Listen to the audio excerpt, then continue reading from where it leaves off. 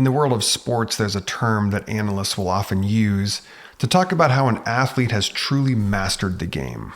They'll say that the game slows down.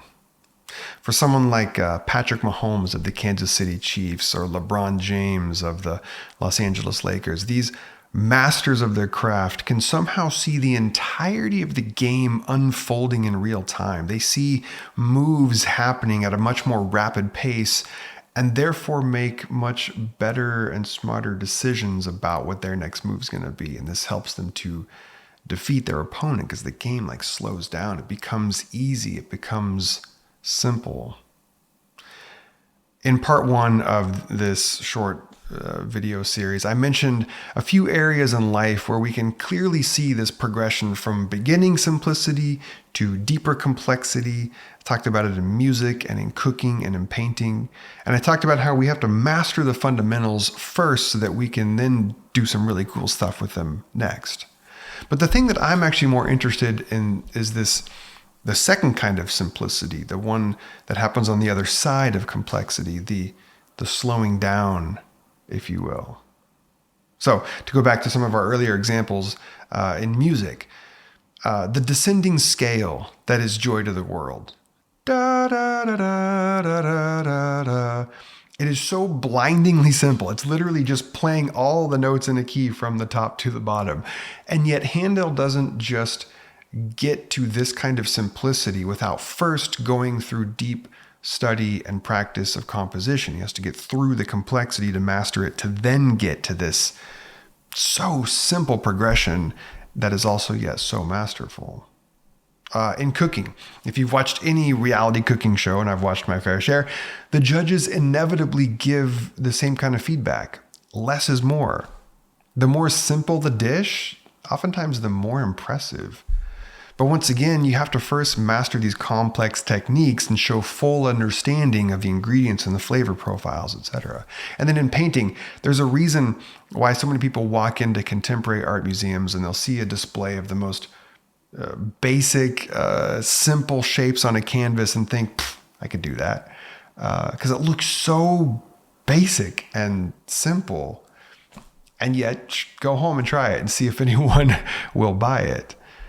This trajectory, I think this exists, this beginning simplicity, deeper complexity, and profound simplicity on the other side, it exists in the spiritual life as well. Here's what I mean. I'm not sure exactly when it happened, but at some point in my life, I began to make this shift toward a second, more profound simplicity on the other side of the complexity of Christianity. But before I get to that, let me back up a bit, because my quest for a deeper, more complex Christianity is actually easier for me to trace. So this began in my college years as I studied under a very particular set of convictions and expectations, specifically Baptist theology. After college, my thirst for a deeper understanding of the religion that I adhered to, it continued to evolve and to grow beyond these narrow confines of my Baptist evangelical world. I eventually enrolled in seminary in 2010, seeking a master's in theology. And at that point, I was probably in peak form in terms of this deeper complexity. But real quick, on the whole master's of theology thing, is there any more of a misnomer? Because really, the more that one studies theology, the more one realizes just how much of a master they are definitely not. But in any case, I was fully immersed in the pursuit of the deeper complexities of the Christian faith, appreciating the simplicity of the fundamentals, but knowing that there was and is so much more than that. Then in 2011, I got fired when my church learned that I had shifted my theology to become inclusive and affirming of LGBTQ people. Then I moved to San Diego in 2012 to begin my pastoral work in progressive post-evangelical spaces. For a while, my efforts to master the complexities of the faith, it continued, especially because now I had so much more to learn and understand from the liberal studies of theology. And then in 2014, we started our church, Sojourn Grace Collective, and for the first time, I was in a position where I had more power and authority than ever before to help shape the kind of church that I was going to pastor at. Now, By no means was I its sole power or authority, mind you. No, thank God for that. I shared those duties with my co-pastor, and together we also actively worked as a church to practice a flattened hierarchy and shared leadership.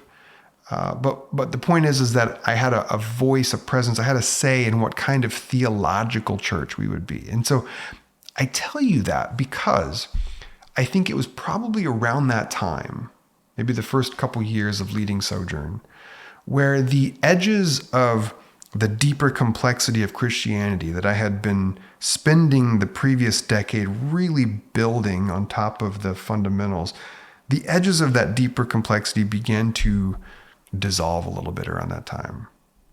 The plurality of perspectives that we held space for at Sojourn, the variety of the different beliefs that were held at the highest levels of position and influence, the values of diversity across multiple spectrums, all of these played a part in, to go back to the sports analogy, played a part in kind of the slowing of the game down for me.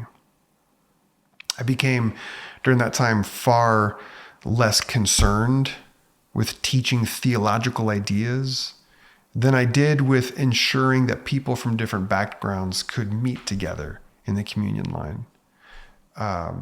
Ideas for sermons that I had where I might wax eloquently about the documentary hypothesis, it gave way to open discussions with the community about how are you processing major world events. Things began to simplify, not just in my approach to ministry, but in my approach to Christianity as a whole. Rather than my faith being primarily characterized by acquiring the right beliefs and understanding the deeper mysteries of the religion that grew around the person of Jesus, I began to simply try and live my life patterned after the example of who Jesus was and how he lived. You might say that I cared less about being a Christian in the noun sense and more about being Christian in the verb sense.